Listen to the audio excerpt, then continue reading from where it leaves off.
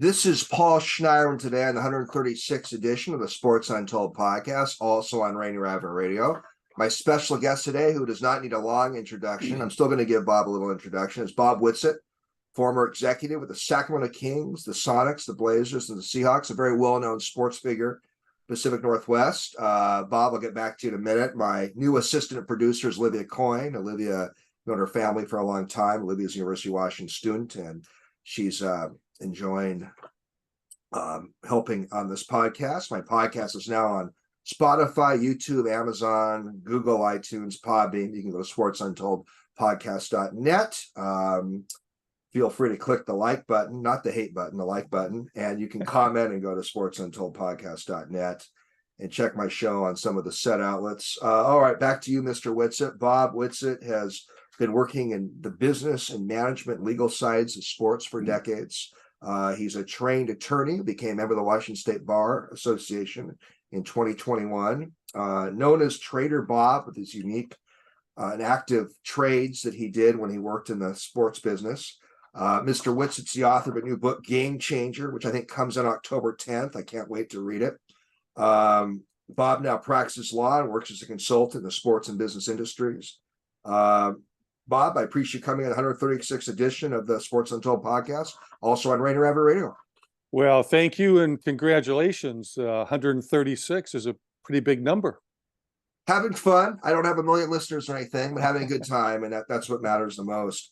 I got a lot of listener questions today for you, Bob, and I'm going to try to kind of combine some of them. But just the announcement of my interview with you definitely garnered some attention from some friends and others that wanted to participate, ask some questions to you. So I'm going to get a few of them in here today.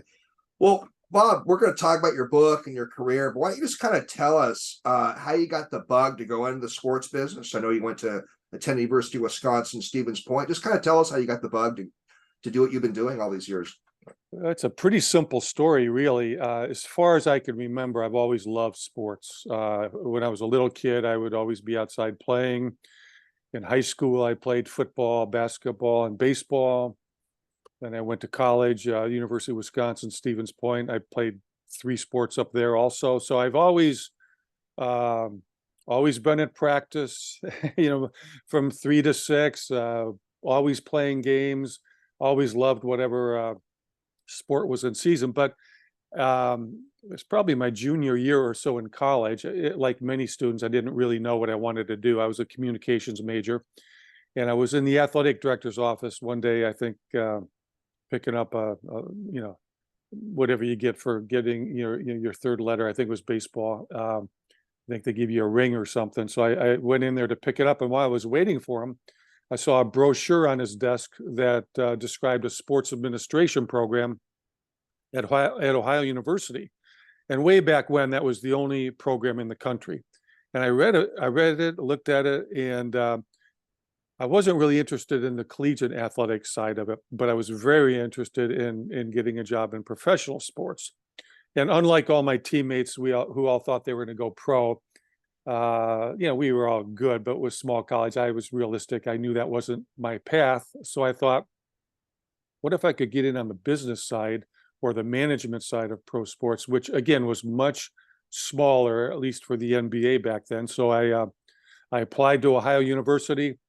I got rejected because there was so many students applying, and I think they only took 25. So I held off graduating. I went back to school, played football for a season, reapplied there and Ohio State, who they were just starting a program.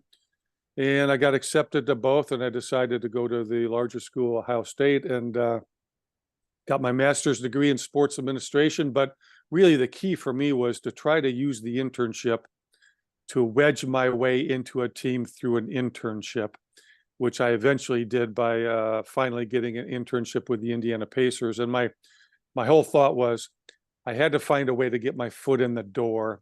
And if I could ever get my foot in the door, I would just be that guy who hustled so hard, they'd never show me the exit. And fortunately, those things happened, and that's how I got started in my career. Great background. Bob, I want to ask you something. You have a sports management degree or sports administration degree. You also have a law degree. Do you think it's important to have one of those types of degrees or both of them to break into the sports business? That's a great question. As I was writing the book, I actually added a little section in there on how to get a job in professional sports, because students or any lecture I give, they always ask that question. And I will answer it this way. It does not hurt. I think having a degree in sports administration to learn a little bit about the business and hopefully use the schools network and clout to get the internship is important. A law degree is invaluable. So much of what we do in sports is legal. I mean, everything is legal, from the internal operations to everything we do externally. And if you combine the two, it's kind of a double whammy. So I would say those are two of the very successful ways to try to get in the door, but they're not required. And so I would never tell somebody, go spend the money to get extra education, but they're two very good tools. And I think they would give you a definite leg up. Good feedback. Good feedback. Bob, there's so much of your career, and I would talk to you hours, but I would not do that to you. But one thing that always has impressed me about your career, and tell us a bit more about this. I think when you were a Sacramento Kings executive, you were involved in the first corporate arena naming rights deal. Tell us about that. That's quite a fun story. So back then, that would be the mid 80s. All the arenas were either named after some politician who used public money, or it was named after a municipality. I think other than maybe the Carrier Dome in Syracuse, where the Carrier Air Conditioning Company had made a donation to get their name on the building, that's the way it was. So in Sacramento, our ownership group was building a new arena, and it was one of the first ones, I believe, or one of the few that was privately financed, no public money. So one day, the managing partner, Greg Lukenbill, came into my office. I was pretty much in charge of most everything going on with the business. He said, hey, can I name this arena whatever I want to name it? And I said, yeah, you could call it Lukenbill Palace if you want. It's your building, whatever you want. He goes, no. I need to make some money. Can I put a corporate name on there? And I don't know why I didn't think of it. I probably should have thought of that, but the light bulb went on. I said, absolutely. So he and I spent the next week kind of brainstorming elements of what I call a naming rights sponsorship package. And then he hired an ad agency to go sell it. And he was going to give them a 10% commission on the gross amount that they brought in, which was great. I was busy hiring staff, selling tickets, doing all the things you had to do with a startup franchise. Then a month or two later, he walked into my office and said, they've struck out. I want you to do it. And I was thinking, man, I am so busy, I don't have a moment. But I said, okay, I'll give it a shot. And I met with all the local people. I had some traction with Apple, some traction with Toyota. But someday I sort of worked my way into Arco at the local level, and they loved it. And so before I knew it, they invited me to Los Angeles to meet with the chairman of the company, Lod Cook. I'll never forget it. Top floor of the Arco Towers in LA, there was probably 20 people at the meeting, all representing Arco and agencies and everything. And I'm making my pitch. And as soon as I start the pitch, Lod Cook says, hurry up, I got to catch a plane in 10 minutes.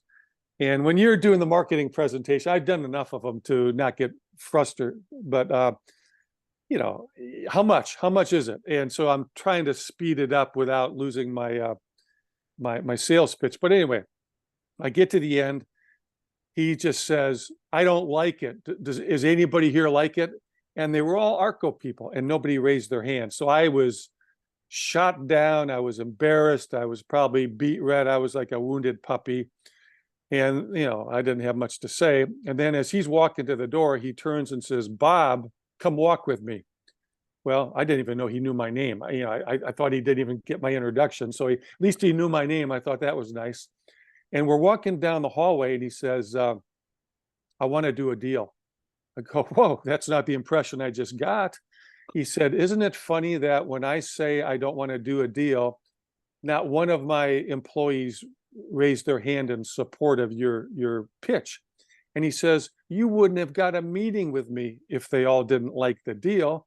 So stay true to yourself. But anyway, he told me the advertising was good, but take some of that out, especially things you can sell. And the angle I want you to focus on is community relations. I've got 20 or so full-time lobbyists up in Sacramento, and it's all about offshore oil drilling.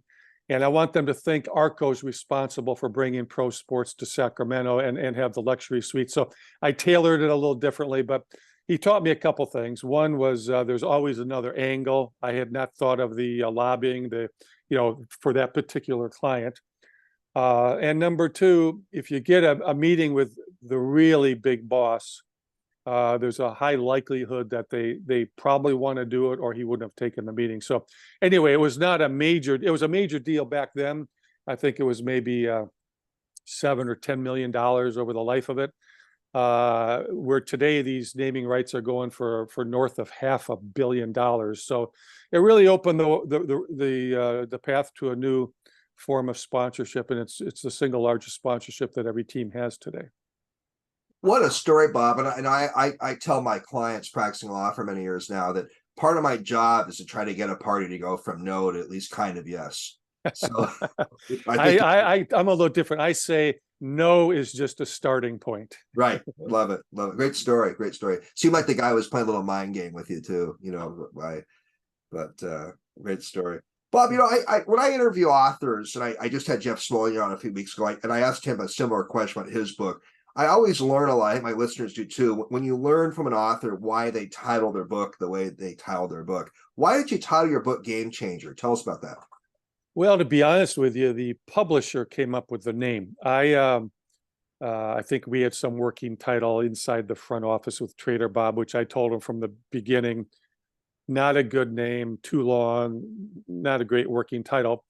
And I told him, I said, you come back to me with title possibilities after reading the book or the manuscript, and cover design ideas. And, they wanted a picture of me on the cover, which I said, no, what I really want, and I'll be honest with you, I said, I want a basketball on the cover, and I want the subtle Sonics colors, because that's the past and hopefully the future is very important to me. So after however many people at the publisher's office read it, they came back with, half a dozen names. And the one that just jumped out to me was Game Changer. I think it's easy to remember. The word game fits into a lot of things. Game Changer can refer to negotiations. It can refer to a lot of things, but I just thought it was clean, simple, and I kind of like, something that people might remember. So I'll give them the credit for the title. And you were a game changer in many ways in the work you did in the sports industry. Well, some of the things we did were innovative and maybe the first for or things that hadn't been done for a while. But I think everybody needs to be a game changer if they're going to be in the industry, which means you've got to do it before the rest of the world understands that's what needs to be done. Because if you wait till everybody knows that something has to be done, it's too late. You're not going to get it done. If I want to trade a player because he's in decline, I need to trade that player before the rest of the league knows he's in decline. Once the league knows he's in decline, I'm not going to get anything for him. So the game changing is a little bit of innovation, a little bit of timing, a little bit of trusting your instincts, a little bit of, strategy on the court or with the roster. It can mean a lot of things, but I think it's appropriate to a sports themed book, and very happy with it. Yeah, no, great. But by the way, you were dubbed, I think, by someone in the media as Trader Bob. Have you liked that nickname? It's been fine. I've been called worse. I think my first season, we, the Sonics hadn't been very good the previous 2 years. They'd missed the playoffs. And one of the things I wanted to do was change the team from a walk it up the floor, slow, grind it out team to an athletic, up and down, a little bit more high scoring, and build it around what I thought were the two best players on the roster, Xavier McDaniel and Tom Chambers. So result of that is I made a lot of trades my first season, and I was a young president and general manager. I was only 30 years old. So I think I made 9 or so moves that first season, which is a lot. I mean, that's a lot for any GM in really over several years. So the coaches started giving me all kinds of names like the liquidator and this and that, but the media just sort of, coined it, and I always kind of took it as a more of a compliment than not. I kind of viewed it as he's aggressive, he's willing to make a move, he's made a lot of moves. Hopefully most of the moves have worked out, but yeah, I never really took it as, oh my goodness, let's go build a brand on that, or, oh, that's terrible, what an insulting name. I just kind of took it as a part of the fun stuff that comes with sports. Good way to break it up. By the way, Bob, you work for the Sacramento Kings. Did you feel bad that Kansas City lost their team?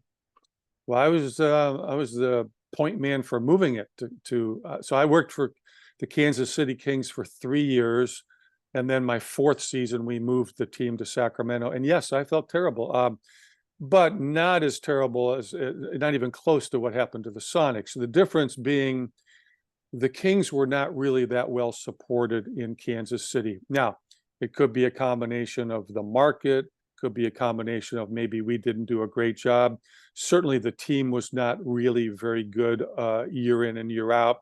But we gave the community a 2-year notice, basically, that, hey, we have to do a better job. We have to get this team to break even or they're going to move.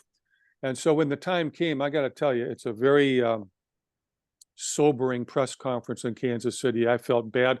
I knew the fan clubs. I was, my first 2 years, I was the VP of marketing. So I knew these people really well and interacted, and it was tough. And I told them, I said, and I kind of made this up because I had no idea.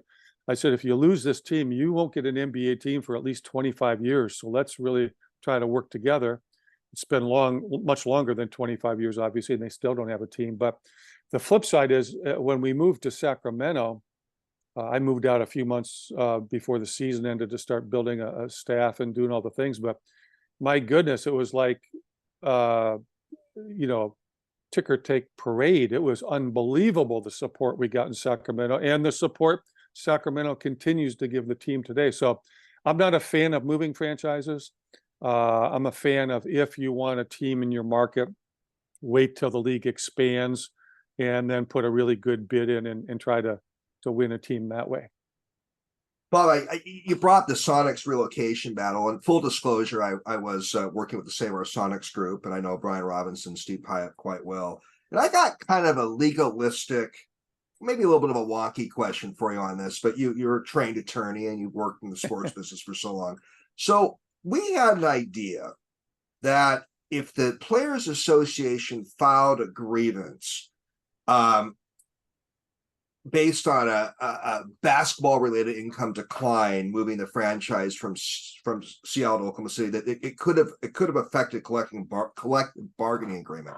And we mentioned to Slegor, and he was really into the idea. And we wanted the union to file a grievance, try to stop the relocation. Do you think, hypothetically, if the union got involved, that if it became a collective bargaining issue, there could have been a way to stop the relocation that way? You're talking about the Sonics moving to Oklahoma City? Yeah. We wanted the Players Association to file agreements. They were very friendly to us, but they decided not to do it. Could that have been an angle to try to stop the relocation? Well, it's certainly always an angle, but to throw water on the first part of your argument, the revenue in Oklahoma City was greater than the revenue in Seattle. So that will pretty much kill the first part of your argument. So not only did the players not lose money, they actually the basketball related income pie grew. So that's a problem.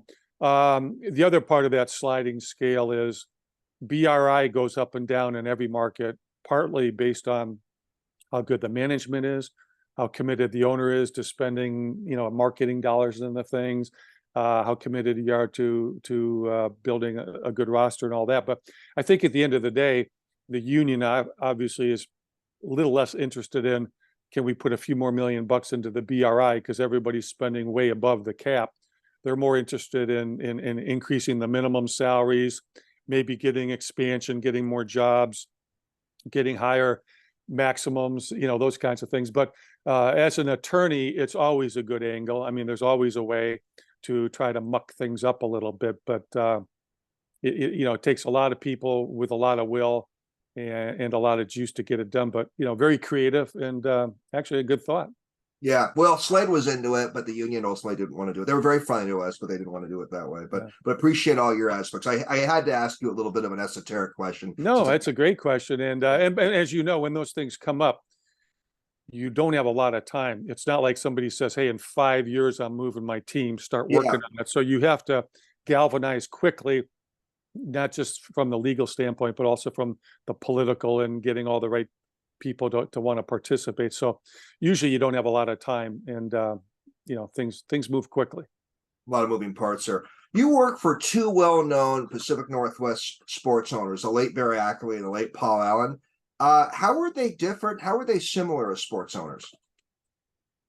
Great question. Obviously, everybody's different in their own way. How they made their money, what their expertise is, what their philosophy is, what their ability is to fund operations and things of that nature. So they're totally different that way. Paul obviously had much much deeper pockets. Barry, not as deep. But I think Barry was probably first and foremost focused on making sure the business wasn't losing money, because the couple years he owned it before I got there, he was losing significant amounts of money. And when he hired me, he made it clear, I can't lose any more money. And, he kind of had, don't lose money as the first priority. And then 1A, let's win a bunch of games. Where Paul had priority number one, let's win a bunch of games. And then maybe 1A, let's try to manage this thing pretty well as a business. But Paul made it crystal clear to me, he was in charge of payroll. So if he wanted to spend way beyond or spend on guys that I didn't think were worth the value, he would never hold that against me. I would have to focus more on the cap and not worry so much about if we're going to lose some money on a given year, because he wanted to go overboard in that area. Where Barry had me focus really on both. And honestly, I think the right way to do it is to focus on both. I think if you run your business and your basketball operations as a business and think out all the moves properly, you probably do a better job. Because if you do one of these kind of crazy salary deals just because you can afford to do it, it can cripple your cap for 5 years and put you way behind. So I would say this, the fact they both wanted to win, that's really important. Every owner will say that, but not every owner will back up those actions. And I think they both back that up pretty well. Working in the NFL versus the NBA, what are some of the business differences in the leagues?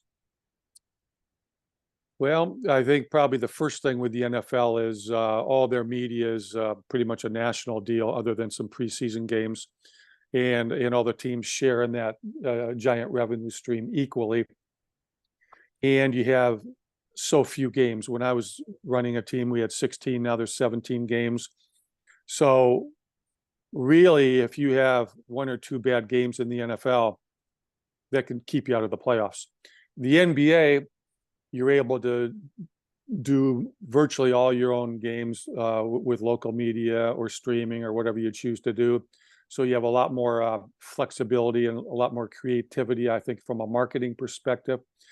But from a team performance, when you're playing 82 games, don't get me wrong, every single game to me is life or death. As a GM, I'm in there trying to motivate the coaches, the players every single night. But when you play that many games, and you might play 3 and 4 nights or 4 and 5 nights, you have a bad week and you lose 3 in a row, you don't have to look for a bridge to jump off, because it's probably not going to make or break you getting into the playoffs. It might have an impact on your seeding at the end, but there's a lot more time to recover during an NBA season if things aren't going well. Or in the NFL, there's really no time to recover. You lose 3 at the beginning of the season, even if you get on a hot streak, you're going to have to struggle to make the playoffs. So, and culturally, it's a little different. Virtually all the NBA contracts are guaranteed. So if you cut the player, they're going to get paid.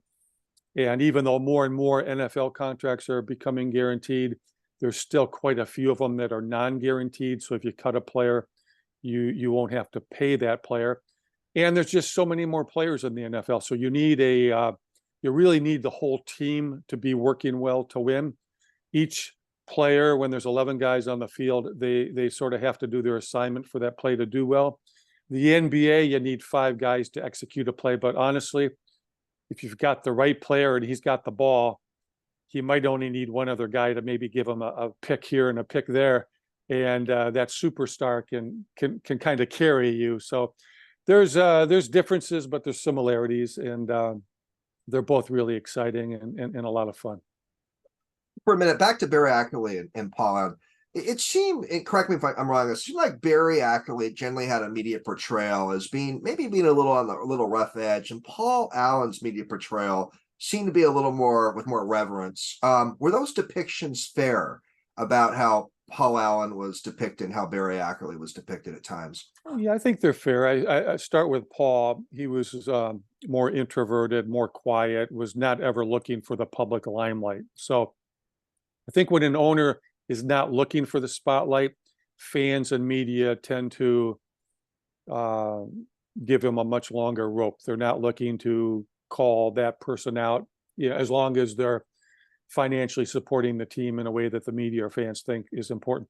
Plus, he was a co-founder of a company that I think everybody in the Northwest is extremely proud of, Microsoft. So most of us use a computer at some level today, so it's a good thing. Barry's business was primarily billboards, outdoor advertising, and he had more confrontations, whether he would cut trees down that were covering his billboards or putting too many boards up, violating the permits. He probably had a business that maybe wasn't as warm and friendly to everybody. So when he maybe crossed the line a little bit, those missteps lingered out there. And then frankly, his first few years of ownership, he took a team that had just recently won the championship, kind of let the star players go or didn't re-sign them, and then the team got really bad really quick.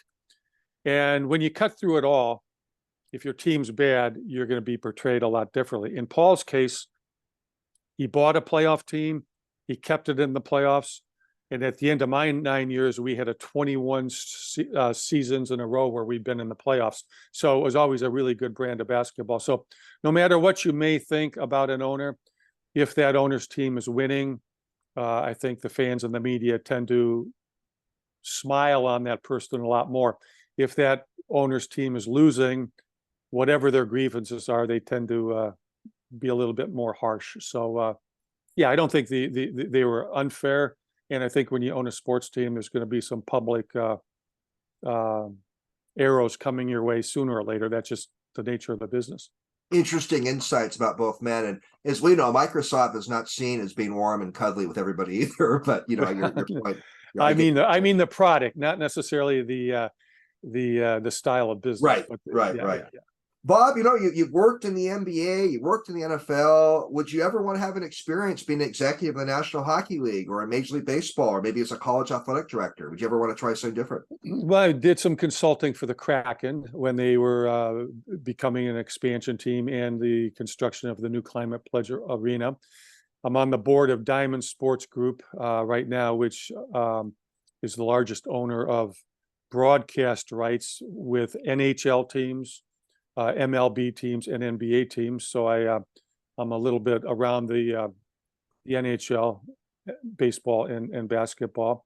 I'm open to anything, but truly, I think for me, the next thing, now that we're getting through the book launch here, is I'm really just in the bullpen, current, ready, anxious, willing to, if and when the NBA says they're going to do RFPs for expansion, I want to do everything I possibly can to help whatever the effort is in Seattle to get a team back. And that means I'd be thrilled to be a part of an ownership group, happy to be a part of a management group, happy to be the guy selling popcorn if that's what it takes, because I believe in my heart that Seattle should never have lost a team. Seattle deserves a team. Seattle will support a team.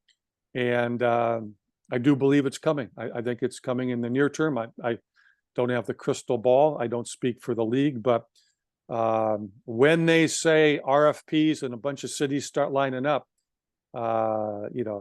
both of my hands are raised for the Seattle effort. So, but to answer your question, I'm open to anything involving any sports. I've done some consulting with the Premier League in soccer. I've done consulting with arenas and stadiums.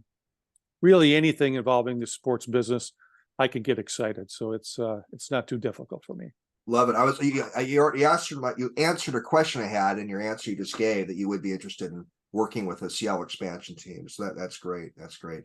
You saved me a question there with your. Well, just give me a double hands up on that. I'm more than volunteering. I'm all in. So whatever that means, I'm in. Exciting. Bob, I've asked these two questions to about every guest the last few years. I get amazing answers. Who is a living sports figure you'd love to spend some time with and chat with? It can be a player, an owner. Who's a deceased sports figure in history you would have enjoyed interviewing or spending time with? Well, let me start with the second one first. Okay. And maybe it has to do with my childhood. You tend to remember these people a little differently when you're younger. But I grew up in Wisconsin. I grew up in the heyday of the Packers and Vince Lombardi. I had the pleasure of meeting a lot of those Packer players as I got older and they got older, and hearing all the Vince Lombardi stories firsthand. But I would have loved to say, I had dinner with the Maras and people that had Vince as an assistant coach. I've talked to a lot of people that knew Vince. I never met him, obviously. I would love to have met and interviewed or spent time with Vince Lombardi in his heyday as a coach and GM of the Packers, or even when he went on to Washington. So I would say he's kind of an idol, and I use Lombardi time. I use a few of his sayings. I think maybe it's just a little bit of the cult, the religion, what we get when you grew up in Wisconsin.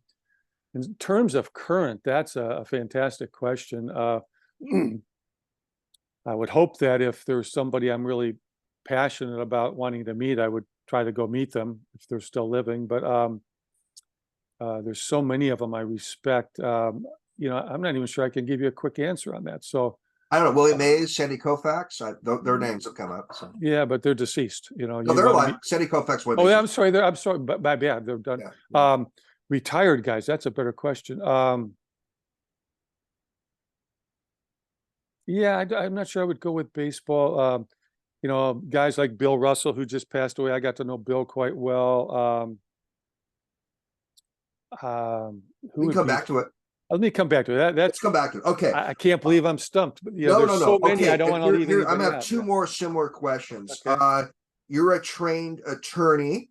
Who is a living figure in the law you'd love to talk to or spend time with, and who's a deceased figure in the legal world you would have enjoyed spending time with?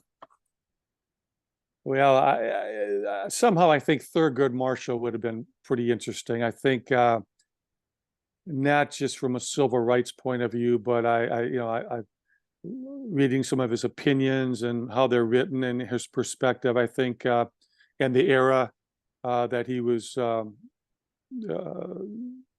justice, I think that would be kind of interesting. Modern day, there's a lot of people in the profession. If you turn on the TV today with the politics, you kind of wonder why they're not getting disbarred. But there's so many attorneys like yourself doing a variety of other things, podcasts. Interesting name. I know he doesn't practice, but it relates a little bit back to the book. I'd kind of like to meet John Grisham. I think I've read all his books. They're easy reads. They're fun, and the transition from attorney to unbelievable novelist would fascinate me. I think I'm going to give you an A+ on the Grisham answer. I mean, that's just a heck of an answer. Okay, thank you. Love it. No, that's great. That's great. Thurgood Marshall for sure. Louis Brandeis. I think Smulyan said Louis Brandeis for his deceased legal figure, and he said for his living legal figure, he said Floyd Abrams, the First Amendment lawyer. But you gave great answers too. Yeah, no, I mean, there's so many of them. You don't want to. You don't want to leave anybody out. All right.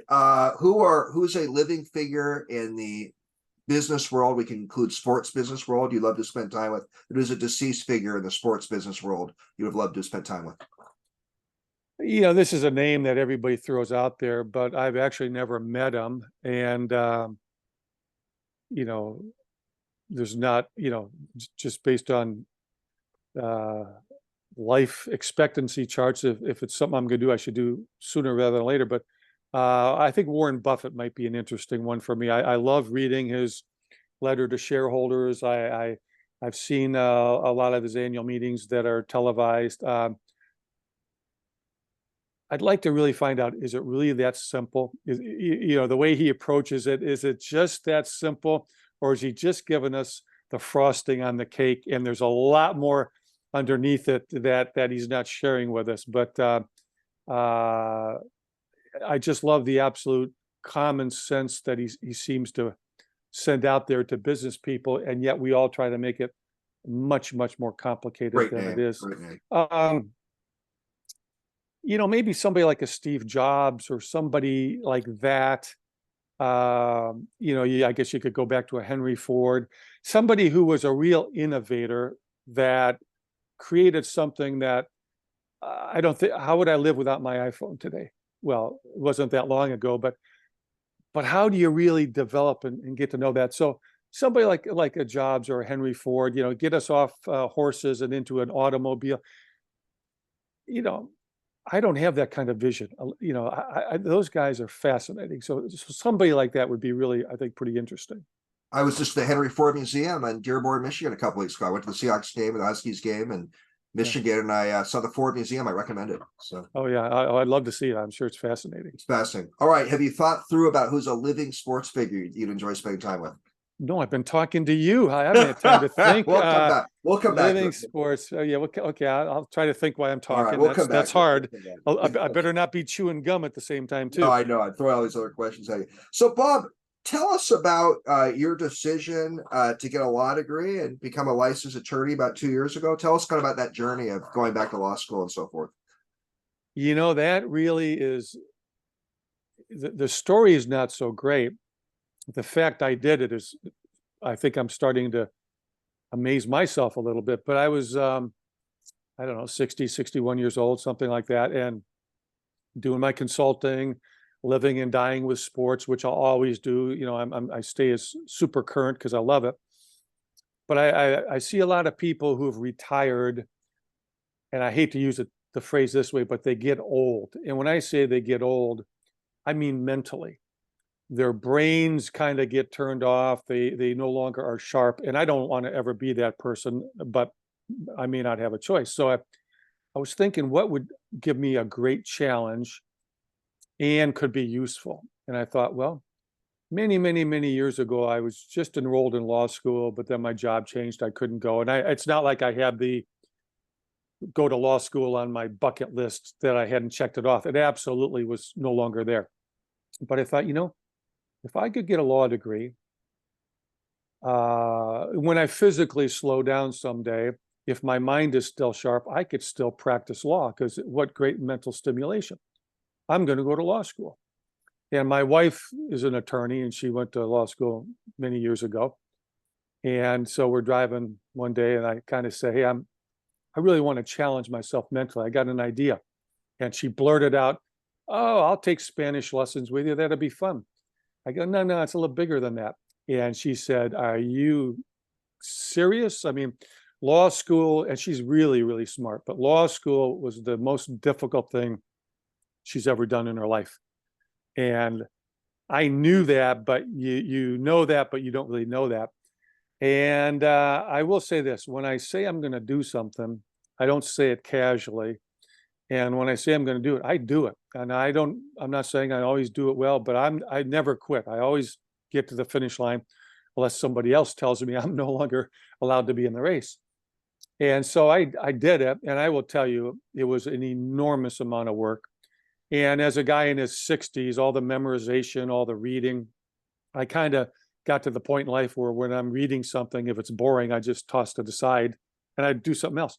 That's not law school. If it's boring or dull or dense, you got to grind your way through it. And it took a little while to get that brain really focused. And I was studying 10, 12 hours a day. And I had to learn a lot of technology, a lot of platforms that I'm not a real high tech guy. I can't type very well, so I had to get faster at typing. And, it probably started a little slow in law school, but I picked up steam and I did every single assignment, read every single thing, and there was a lot of it. And I got a lot out of it. And I got to tell you, I really, really enjoyed it, but I gave up so many social engagements and things, and very fun, very ironic that literally on my 65th birthday, that was the day of graduation. And the chancellor, when he's handing out the diplomas, did say in his opening remarks, we have students as young as, I think he said, 23 years old, and we've got somebody who's turning 65 today. Thank goodness he didn't mention my name. But and then, to cap that off, then you study for the bar exam and all the memorization. And oh my goodness, I'm so glad I passed that, because that's a test I'd never want to take again, because that is just as you know, there's a bunch of stuff that doesn't really mean you're going to be a good lawyer, but I think it's sort of the rite of passage. And so anyway, it all worked out well. And I will tell you, I've already used the shingle. I'll use it some more. It's helped me with some business situations. It's helped me in some of the sports work I'm working on, and some just legal things. So very happy I did it.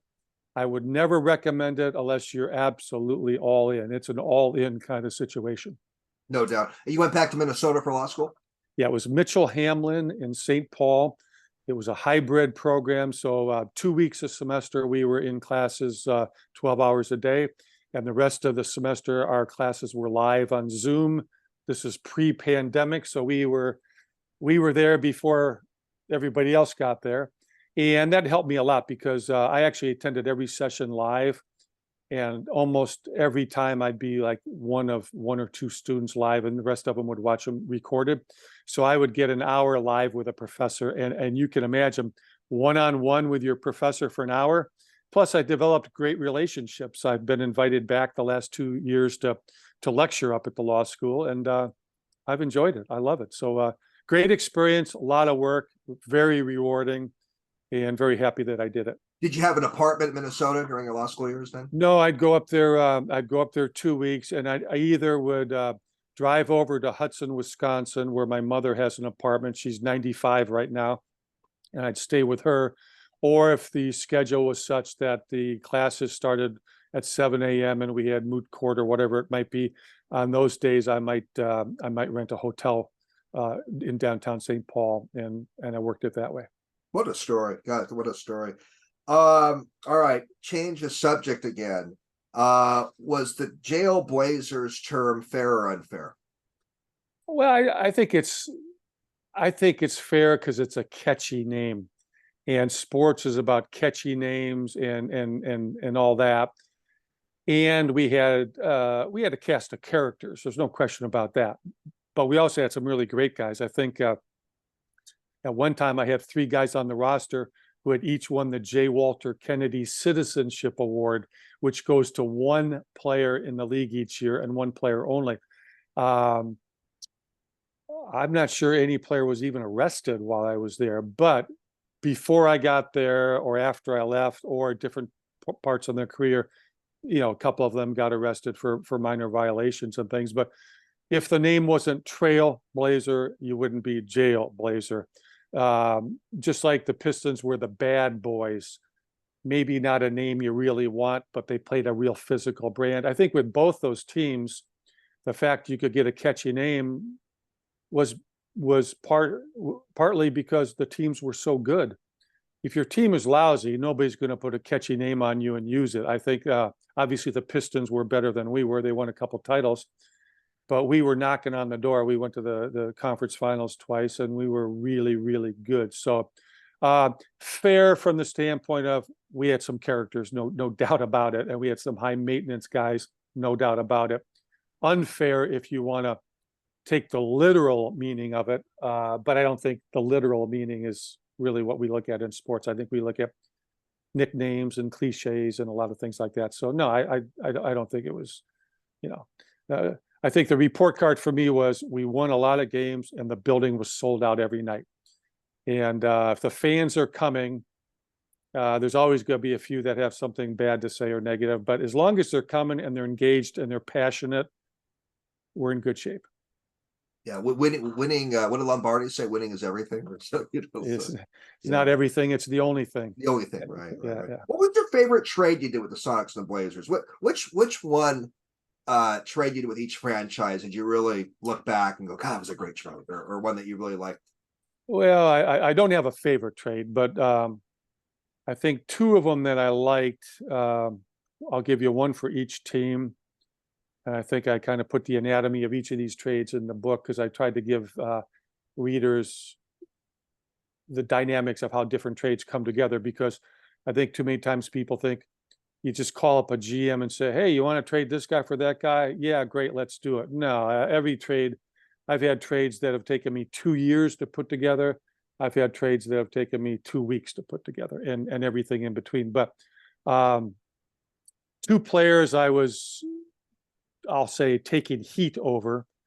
One with the Sonics was we had a guy named Benoit Benjamin, who was just very talented center. Let's say he was lazy, to put a label on him, or not a fireball.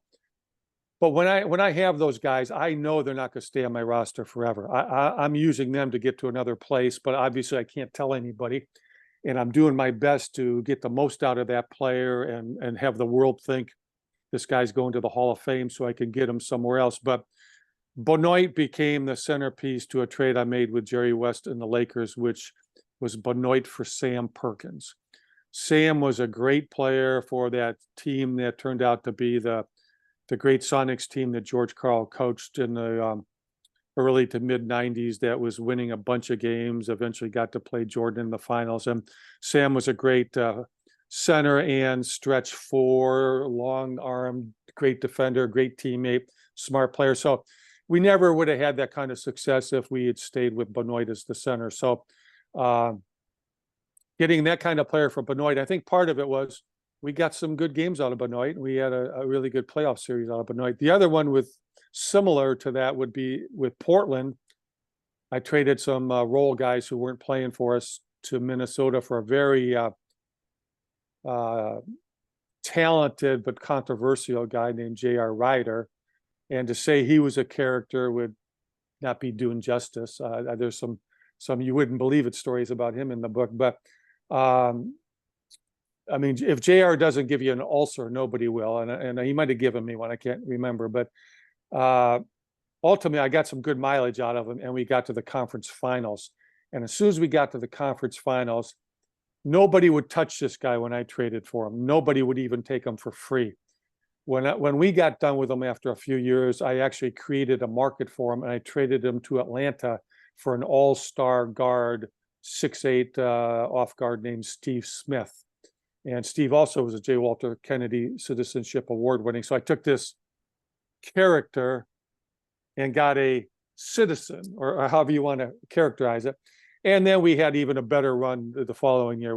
That's when we lost in the finals in Game 7 to Kobe and Shaq. But I think anytime you can take a very questionable person / basketball player that really nobody in the league wants, and find a way to get enough out of that player where then there's a market for him and you can get a much better player that's more stable. Those are really the rewarding deals. Now you have to take a lot of heat during the process, and your skin better be pretty thick, and you can't tell people, don't worry, I'm not going to keep them. It's a stopgap, because you'll never create a market. So you got to be committed to it, and you got to take some heat, and your coaches are going to sort of backstab you with the media saying they can't coach the crazy guy or whatever. But your job is to get the team built in a way that you finally have all the pieces in place where you really have a chance to go for it.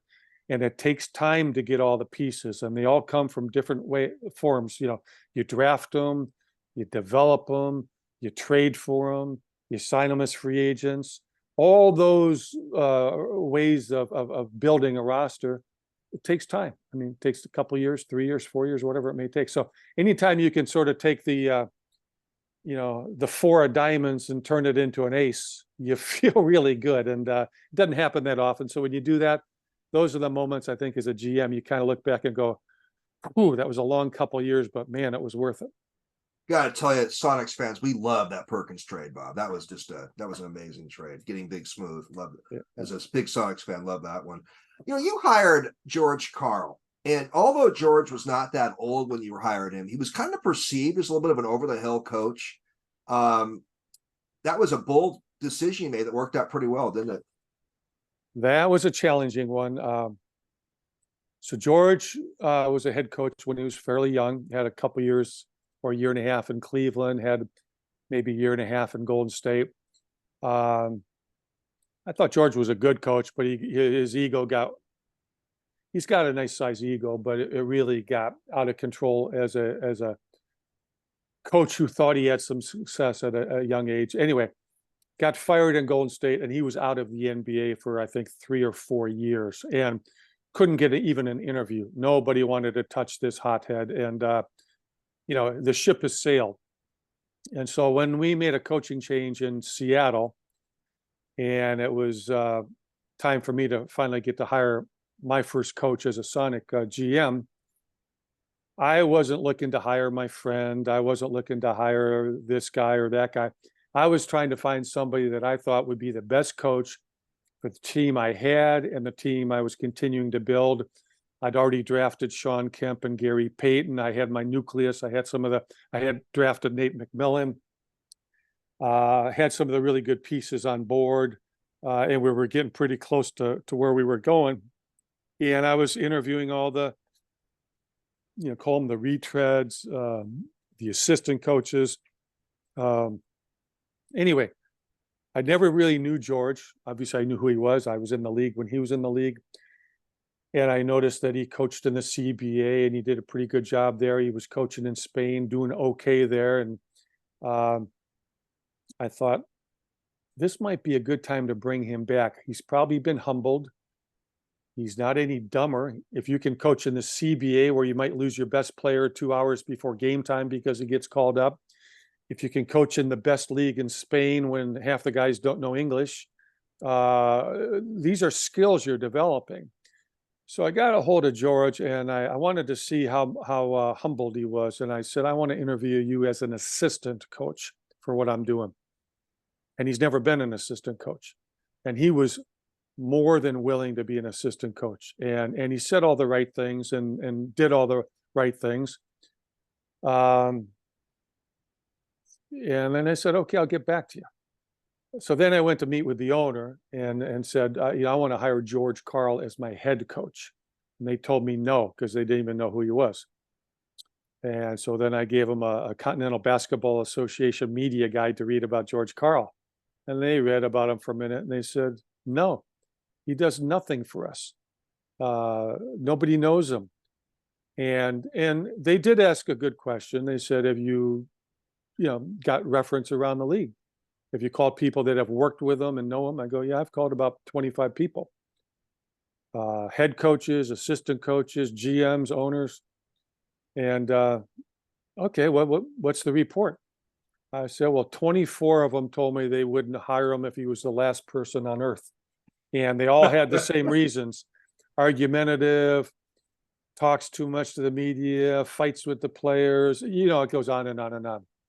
And one guy said, I would not hire him, but I wouldn't tell you not to hire him. Only you can make that call. And they go, so we rest our case. You think all those people are idiots? I said, no. But I said, they also don't want us to do well, And I said, I think I can sign him to a short-term deal, because the owner didn't want to spend a lot of money because we were still paying Casey Jones for the remainder of his contract. I think I can manage him. I think I can make this a partnership. And if I'm the guy who gives him a chance to resurrect his career, I'm going to negotiate a deal with him that's going to be the deal of all deals on what he can and can't do off the court. I mean, I feel bad at how good a deal I negotiated for the team, but it was important. And they kept telling me no. And they finally said, we're telling you we don't want you to hire him. You got the message. If it doesn't work out, you're gone too. And I said, well, I kind of always know that's the case, but I think it's the right move. So then I circled back to George and said, I'm going to go another way on my assistants, George, and I'm hiring the assistants. but I want you to be the head coach. And I thought if you could jump through a phone, he would jump through the phone. And we knocked the deal down, and George came in, and we had a great working relationship. George did a fantastic job. I later left. George stayed there, continued to do a fantastic job. I think he won probably, I don't know, another maybe 1,100 games in the NBA after I brought him back and got into the Hall of Fame. And had I not brought him back, he would have had maybe 100 or so wins in the NBA and would have been just an asterisk somewhere. But George had his moments here and there, but he did a fantastic job with the Sonics. And that was that 4, 5, 6 year run or whatever it was that he was coaching. That team was probably the best Sonic team ever in terms of an extended period of time. Clearly the best team was the 78 and 79 team because they won it in 79, but that team was really only good for 2 years. This team was really good for probably 6 years. So I think, again, go back to game changer. If you really believe something and you get a chance to run a team, don't let the media or people talk you out of it, because if you get fired, you're going to get fired, but you don't want to get fired and go, oh man, I should have done what I believed in.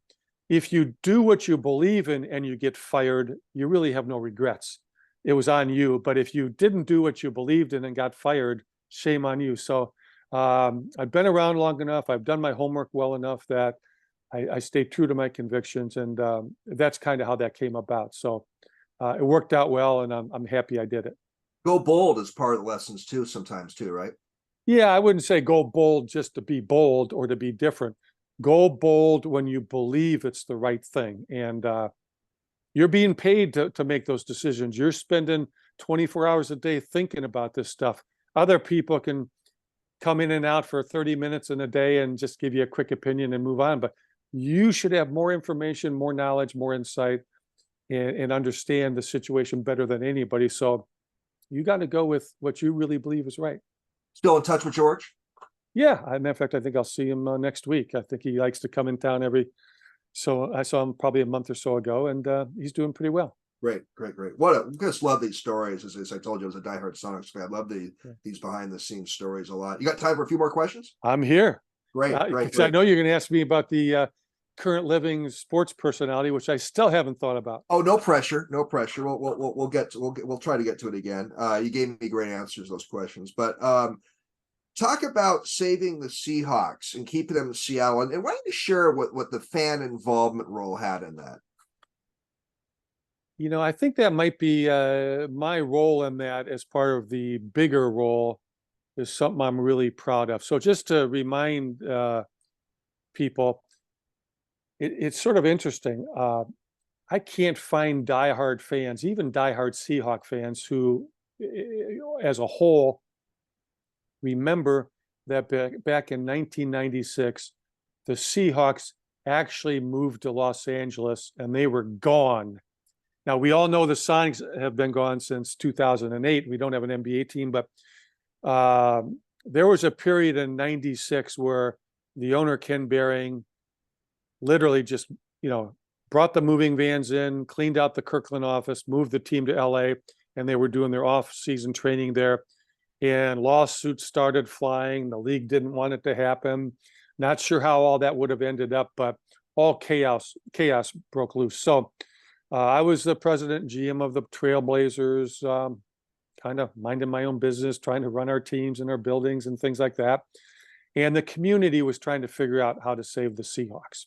Ken Behring said the team's not for sale, so you have to start with that premise. But even if the community could figure it out, Ken Behring wasn't coming back to Seattle. I mean, he was a villain, and nobody, after that move, you couldn't show your face. If the team was going to stay in Seattle or come back to Seattle, you needed new ownership. There weren't many people who could afford it, and the people that could probably had no interest. So people had approached Paul, and he showed no interest. And then finally, people got a hold of me, and hey, you're Paul's right-hand guy. You're the sports guy. And I'm all in. I love the NFL. Geez, anything I can do, I'd love to help. So I started engaging with Paul. He had no interest in buying a team, especially when it wasn't for sale. But as we talked more and more, I think he was open-minded, not because he wanted to own another team, but really for his community. I mean, he understands the value of sports, and he likes football, but he loved basketball. So he was open to it, but he said, look, it has to be a community effort, not just one guy writing a check. And part of that, if I'm going to be involved, is we got to get rid of the Kingdom. There's got to be an open air football stadium, because that's the way football needs to be played, and on and on and on. So started working with the politicians, and, hey, tell Paul to buy the team, and then we'll go build them a new stadium. And you know how all that works. And was working with the NFL. We'll do anything we can help, but Paul's not eligible to be an owner because he violates the cross ownership rule. We'd have to get that rule changed. Okay, we'll talk about that. So there's all these different things going on. Plus, you got to get Bearing to sell the team. So everybody's starting to get involved, and I'll cut to the chase because this is a whole chapter in the book. But we made a lot of progress, and then Paul decided he wasn't interested anymore, and I was going to have a press conference saying he was out. But I kind of got Paul to give me a Hail Mary. And Paul's biggest concern was he felt if he bought the team, which wasn't for sale, once he owned it, the politicians would get amnesia and nobody would put public money into a new stadium, and he'd be stuck having to foot the bill on something he didn't sign up to do. He was asked to participate in. So I came up with the idea of what if I could get an option, like a period of time that you have to exercise buying the team. And during that period of time, if we could get all the pieces to the puzzle put in place, the biggest one being public money for the stadium, and the cross ownership rules and all these different things, would you be open to it? And he said, you'll never get it, and you'll never get Bearing to agree to that, and blah, blah, blah. So he gave me a week to sort of pull that off. So I long story short, I got Ken Bearing during that week, negotiated an option period. I wanted 2 years. He wanted 6 months. I think we settled on 14 months. So we had 14 months to go make it happen. And during that time, we really needed a giant community effort. We hired, I think, a public affairs firm headed by Bob Gogarty. We had all kinds of former Seahawk players, community leaders, fans, booster clubs. This was going to go, we were in the legislature lobbying for public funding. Bud Coffey, the former lobbyist for Boeing, was working on our team. We had a lot of people working on this thing. And ultimately, the legislature said, if we approve something, it's going to have to go to a statewide vote. So we're all over the state. I am literally doing town hall meetings, editorial board meetings, live media meetings, booster club meetings around the state, nonstop, as are other people. I mean, everybody who can have the talking points is trying to do it. And it was probably a month or so before the option expired. The statewide vote came up. And it was a nail biter because, as you can imagine, people on the eastern side of the mountain, they're not dying to put public money into stuff in Seattle. And the Mariners had gone through this a year prior. So I think there was public stadium fatigue. And it was a nail biter. We didn't get the vote to go our way till later in the evening. The vote passed. A month later, we execute the option to buy the team, but Paul becomes the owner. And he was a great owner. I mean, took a very bad team for 10 years and all the things that have happened since you can go back and look at. But we were really close to not having the NFL in the Northwest. And if there's something you can feel good about in your sports career, it's probably being part of winning a championship. Probably even bigger than that is if you help either bring a team to your community or prevent a team from leaving your community. Those are long-lasting events that should make everybody in the community feel proud and happy that they were able to do that. You brought a very, very important part of that history, Bob. The Seahawks were literally training, I believe, at a junior high school in Los Angeles, right? They were in California, yes. California. Amazing. Favorite sports movie? Oh boy, depends what kind of mood I'm in. If I'm kind of in my negotiating mood, you could do a Jerry Maguire. If you're, if I'm in my nostalgia mood because I started my career with the Pacers. I like Hoosiers because it's a feel-good story, and it was filmed in Butler Hinkle Fieldhouse where Butler played, and a lot of the bit characters in the movie were guys I know. They were like our scorekeeper for the Pacers and that. So I'll give you those are two good ones. I'll just stop it right there. You probably like Moneyball, right? Moneyball's good. I think it's really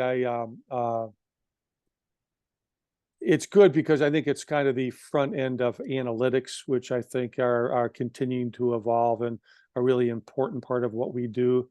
And I guess anytime Brad Pitt's in a movie, you gotta feel good. It's good for the audience. But yeah, that was fun. I'd put that on the list. Real quickly, Bob, 94. I don't know if you had left the Sonics at this time, but I guess the franchise came this close to trading Sean Kemp for Scottie Pippen. Was that a missed opportunity for the Sonics not doing that trade? Well, I was gone then, so I was running the Trailblazers, but the GM of the Bulls called me and he wanted to know everything on humanly possible about Sean Kemp because they were contemplating doing that deal. And I tried to play it pretty neutral. I was a big Sean fan, obviously. But then he called me. Then he called me later, yelling at me because he said the Sonics backed out of the deal after they agreed to it.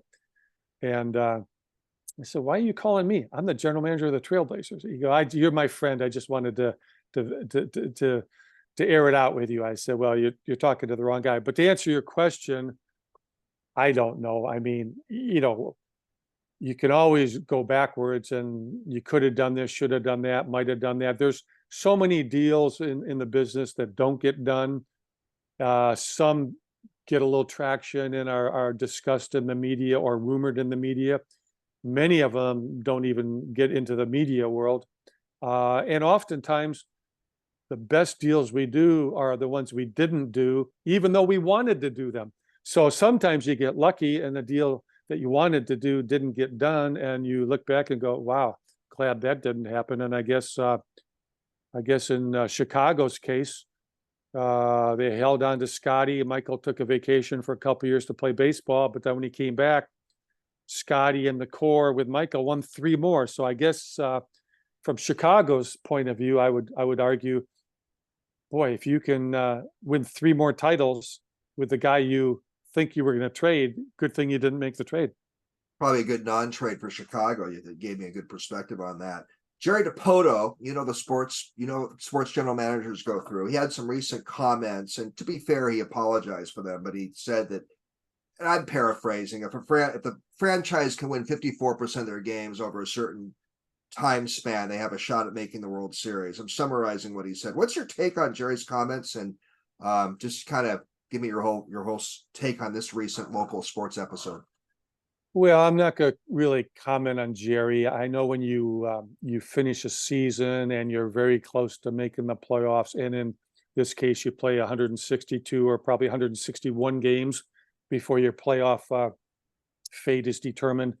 That's a long season, and that's an emotional grinder. And oftentimes, as a GM, you have to talk to the media much sooner than you want to after a long season. So I never really fault or comment on those things. Here's what I would tell you, though. And I was asked this question the other day about, and this isn't really what he was talking about, but the topic was tanking. What do you think about tanking so you can get lottery picks? And I'll give you my philosophy. It's real simple. I do everything I can to win every single game, every time we play. I believe it's very difficult to create a culture of winning. You have to create competition. You have to make the players know that the best players play. It doesn't matter who makes the most money. You can't say, "I'm going to lose for a few years, get a few lottery picks, and then turn on a switch and you win." I have not seen a team that has used that formula and won a championship. You need veterans that know how to win, but how can you try to preach to your players, you got to win every game, and then you're trying to put lineups out there that lose, or you tell a great all-star player, hey, you're going to not play the last 20 games, and we're going to say your calf is sore. So I think it's hard to create a winning environment, and I don't ever want to do anything that speaks to anything other than we're trying to win. Now, if you have an expansion team, they're young, they're not as talented, you may not have a great record, but that doesn't mean you're not trying to create a winning environment and a culture. It's just that you don't have, you picked the 9th best player on every team, and you had the 10th pick in the draft. So these guys maybe aren't as good as some of the other players, but by gosh, you can still make them compete and play hard and play till the buzzer sounds. That's creating a winning environment, although you may not be winning at that particular moment, but the competition has to come first. So I don't get into justifying how many games we won or didn't win.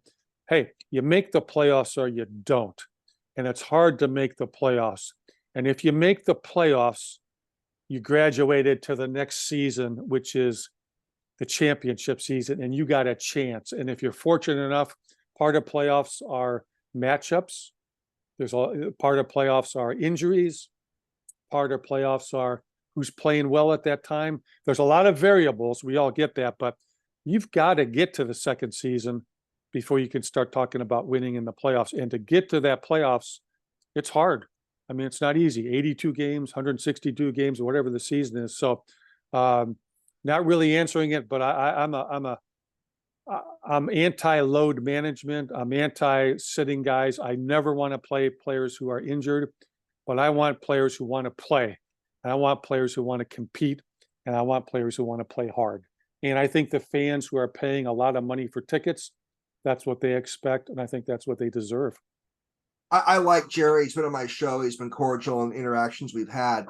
I think that a fan frustration is this is a franchise that started, the Mariners, the first year of the Carter administration, 1977, and they've never made the World Series. I think there's a little fan impatience. My 2 cents, if this franchise was 4 or 5 years in, I don't think the fan reaction would have been as strong. That's my 2 cents, if I could share it with you. So no, I think I wrote in my book because I wanted to touch on every sport. So I did put a little bit in there on baseball, and I may be off a year, but the Mariners had missed the playoffs, I think 20 or 21 years in a row. That's pretty hard to do. And last year, not this season that just ended, they made the playoffs. And the city lit up again, the fans lit up again, the attendance is great. It was great this year. And my point was, Seattle's a great sports market. You didn't have to win the World Series. You just got to give them a taste. You gotta get to the second season. You can't do it every couple decades. You can't have babies born and they're in college and they haven't seen a playoff game. So the fans are very loyal, but consistency is good. In Portland, we made the playoffs 21 seasons in a row. wow. Well, that's a little extreme, but you can't miss the playoffs 21 seasons in a row either. So, yeah, I think there's a longer history there that, these are generations that, it's been a long time. So I think you gotta give them a little success before they can let you have a little bit of string again. And I think as managers and people in the business, I think everybody understands that, and everybody's trying their best. And certainly nobody wants to win more than the people running the teams. Well, these are my final questions. I've had so much fun here. I'm going to package 3 together. What's in the future for Bob Whitsitt? Would you ever want to teach at a college or a law school? And who is a living sports figure? It could be a commissioner, an owner, just someone who's still with us in the sports world you love to chat with. I know I'm giving you a hard time, but I'm having fun. All right, well, let's start with the middle one. Okay. I did teach a graduate class at Seattle U a number of years ago for a semester. I think it was actually called Inside the Front Office. I enjoyed it. The students were fantastic. It was a lot of work, but once you get your syllabus put together, it was very enjoyable. The challenge for me was I had to be in Seattle for the whole semester and have office hours. So I'm not sure I want to commit that kind of time. I do guest lecture at universities, go and be a guest lecturer for a day. And I do that also at law schools. I would love to continue doing that because it's a one-time deal for a couple hours, and I do enjoy that. What's next for me? Well, the book's getting launched here soon. I'll probably have a little post media on that, but then that project's done. I have to continue doing the diamond sports. We're in a chapter 11 reorg, and very, very challenging, very, very complicated. Many constituents, from the 3 leagues to the 70 teams we're dealing with, to the distributors, to the creditors, to the equity holders, to the investment banks, to the law firms. It's big time, and it's a lot of learning. Plus, it's great for me to be on top of where the sports media business is going with cord cutting and streaming, and so I'm really getting to stay on top of and ahead of the curve on that. So I'll continue to do that until we come out of chapter 11. But really, I'd like to focus. I'd like to focus my energy on that effort. That I'm ready to run a race, but nobody's told me the race has started yet. But I'm certainly hoping that I hear Adam Silver say the league's decided to look into expanding. All you cities, get your RFPs together, and I'm sure Seattle, I'm sure Vegas, I'm sure half a dozen other cities will show up. And I've been involved in that from the league side probably 7 times, but that's not an easy thing. I mean, there's a lot to put into the bid, and there's a lot of elements that are required. Again, I've been on the side of approving those deals or voting on those deals. So I just really want to see us get a team back. And then I'm going to continue to consult. I've got projects right now in the sports business. One just came up today with a guy wants me to help him with a skating rink project. I mean, there's just things that come up, but I take on some things if they fit in with what I think I'm good at, and I've got the time to do it. But we'll see. I just stand ready, and just looking to do fun projects, and I'll still do a little bit of legal work here and there on the side. So I'll leave the podcasting to the professionals like you. Well, happy to be a guest, because that's about the extent of my bandwidth. Well, this has been so much fun. I'm like such just a regular Seattle sports fan, getting over an hour at Bob Whitsitt. What a wonderful opportunity. And I guess we're gonna finish. I want you to bring up a living sports figure I'd love to spend time with. Okay, I'm gonna be really gentle because it's local. Yeah. I'd like to meet Sue Bird because of what she's done for the Storm and what she did in college. What she's done for women's sports.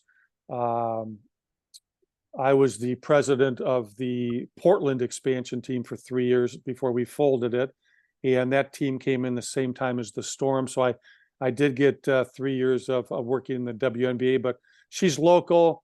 I admire what she's done, all the championships she's helped bring to Seattle, and I think you should start with local and then work your way out. So Sue, if you're listening or you're watching the pod, love to have lunch with you sometime.